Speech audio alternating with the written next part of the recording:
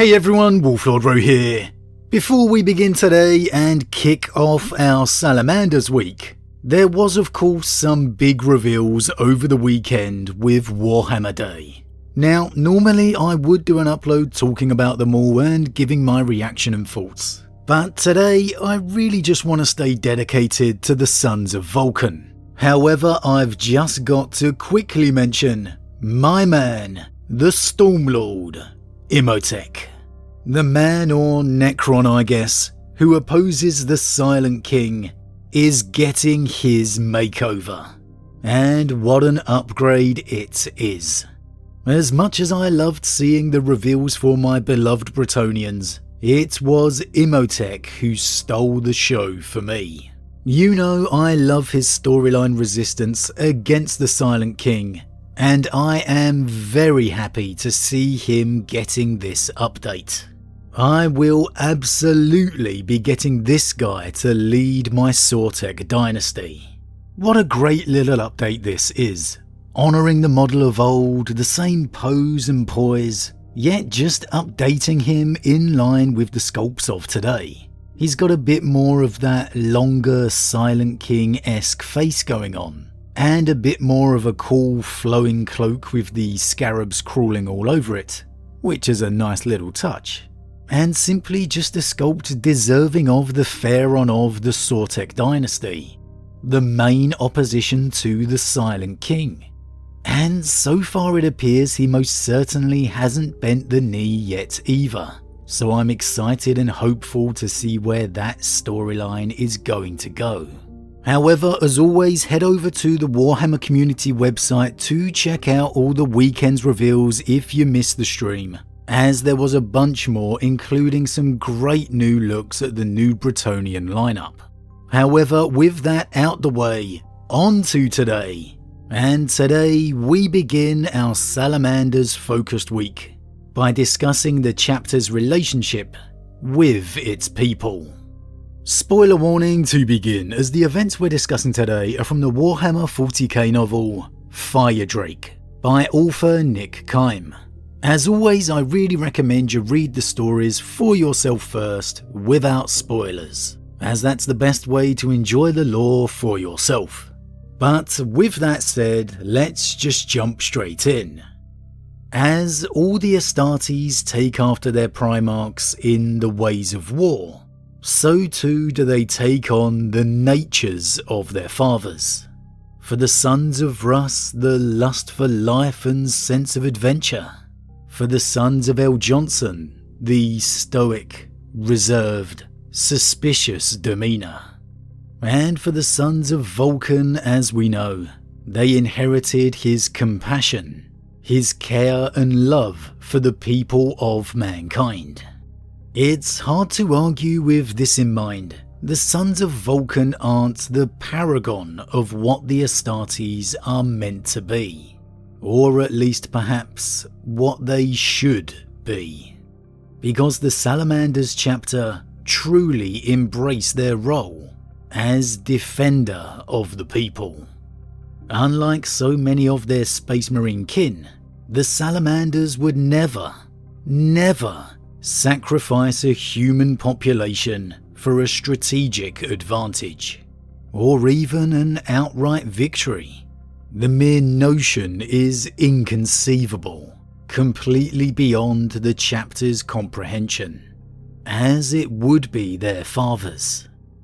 And though the Salamanders' compassion extends to any world they end up fighting on, there is of course no people more intertwined with the chapter than the people of their homeworld, Nocturne.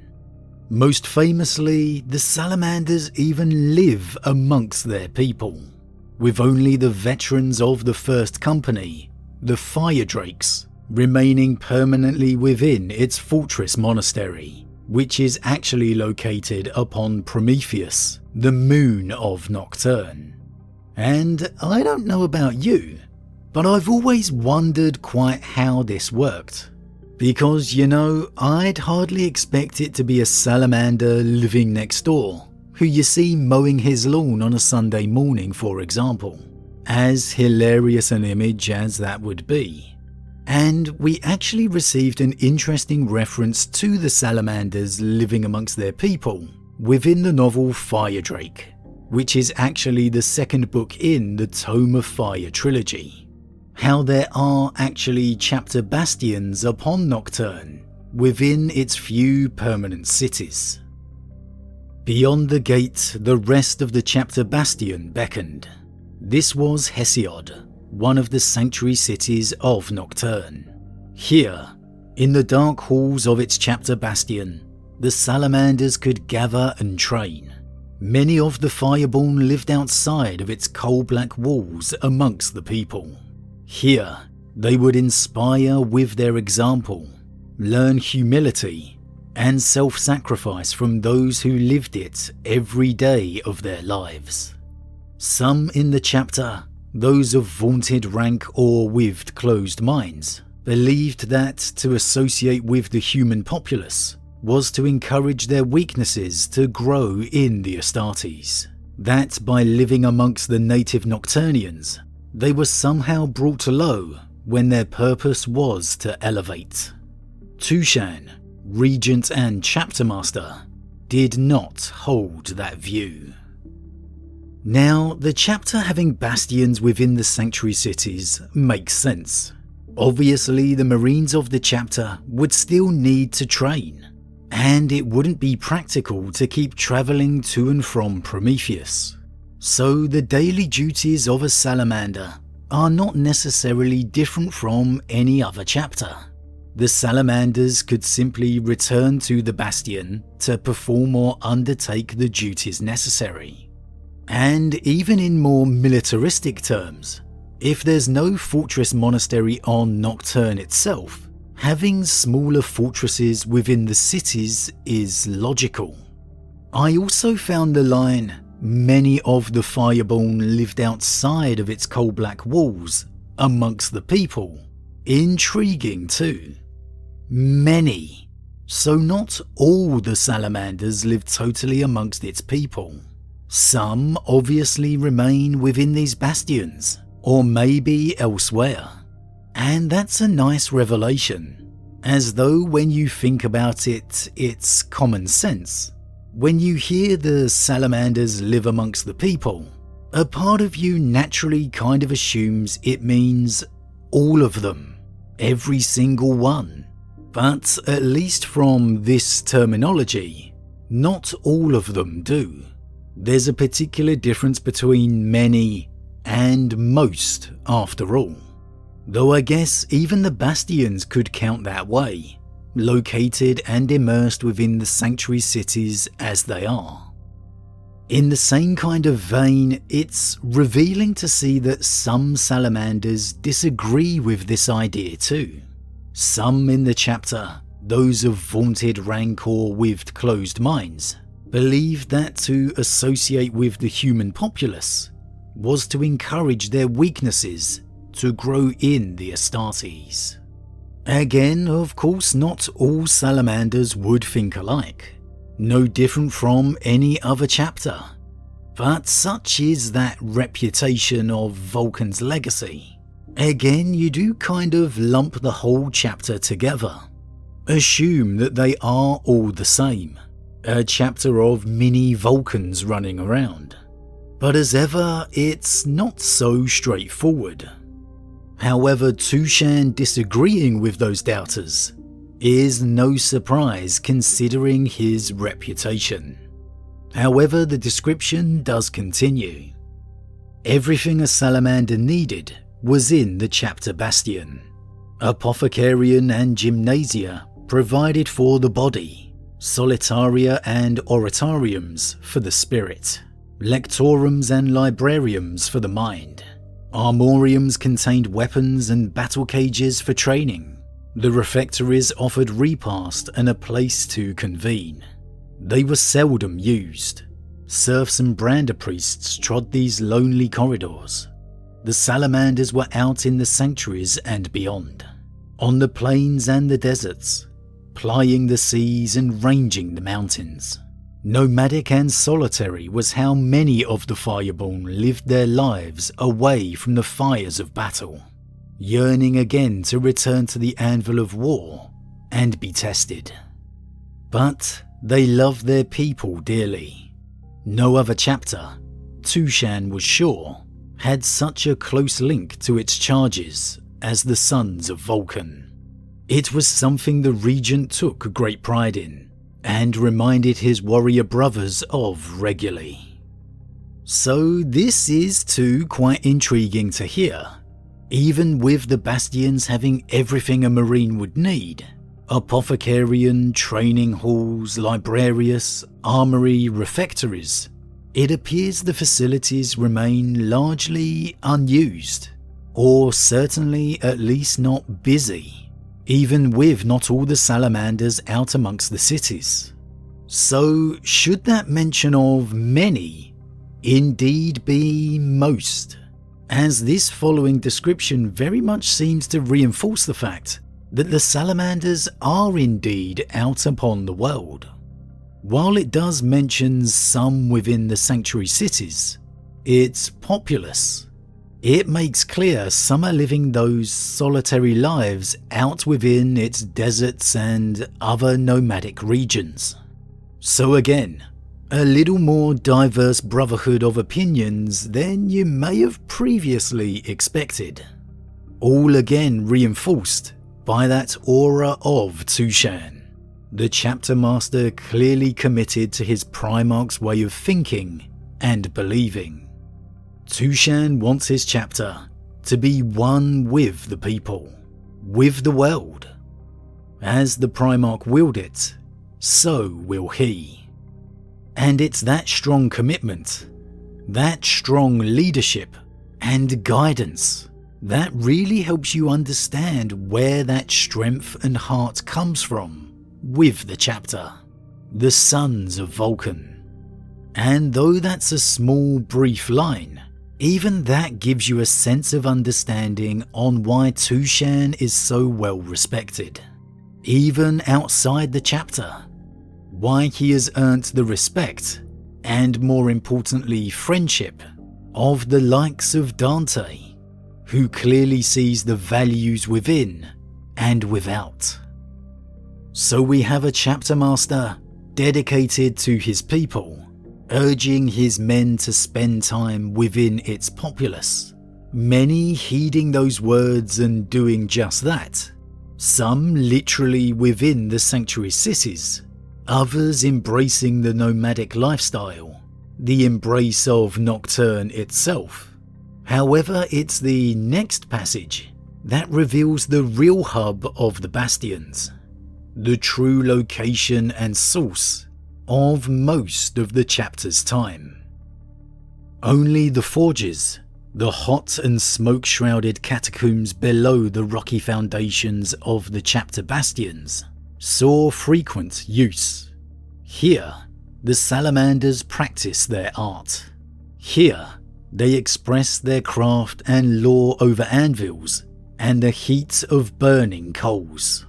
Not all fashioned weapons. Some wrought artifacts of such beauty, even the greatest artisans of Terra and Ultramar would weep at the thought of them being cloistered away beneath the earth, never to be seen or appreciated. It was the Promethean way. For a salamander, even a native Nocturnian, it was the act that was most important. As the salamander's warrior resolve is moulded in the fires of war, so is their spirit, their soul, forged upon the anvil. As stated here, it's not the end result that matters to the salamander, the beautiful artifacts and talismans that they can produce. Instead, it's the mere act of it, the forging of it. Because for a salamander, as much as their hands may physically mould the item, the mind moulds the spirit. In some ways, it's kind of similar to the Blood Angels and their artistry. Far more an internal, soul-searching exercise than anything else. The only difference being while Sanguinius instructed and implemented this into his legion, For the Salamanders, it's the very way of Nocturne itself. It was the way of the people before Vulcan, and it's remained the way after.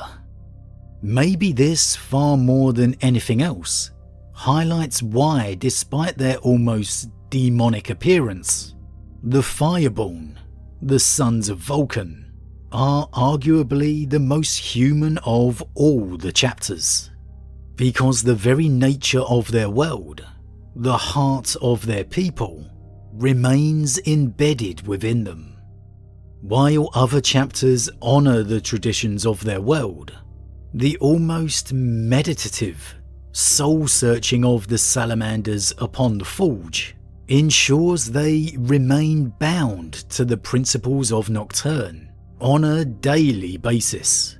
Even from these few brief passages, you can see why the Salamanders are the way they are.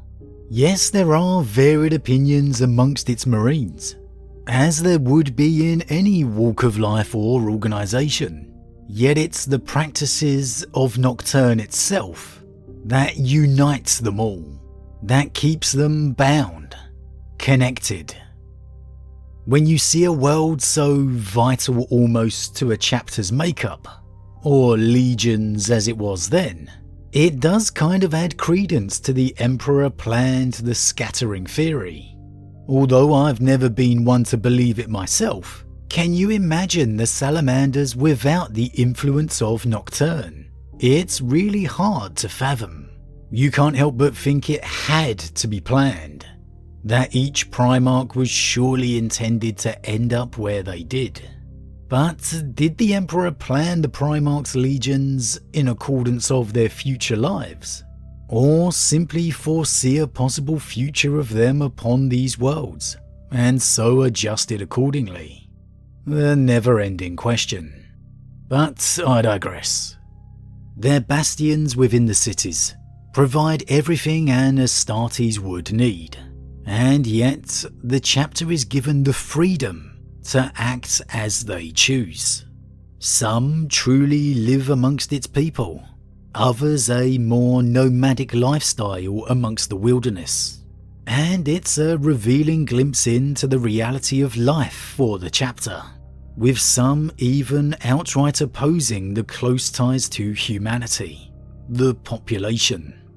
And yet all remains allowed, all under the guidance of Chapter Master Tushan, who remains a pillar of the virtues installed by the Primarch Vulcan.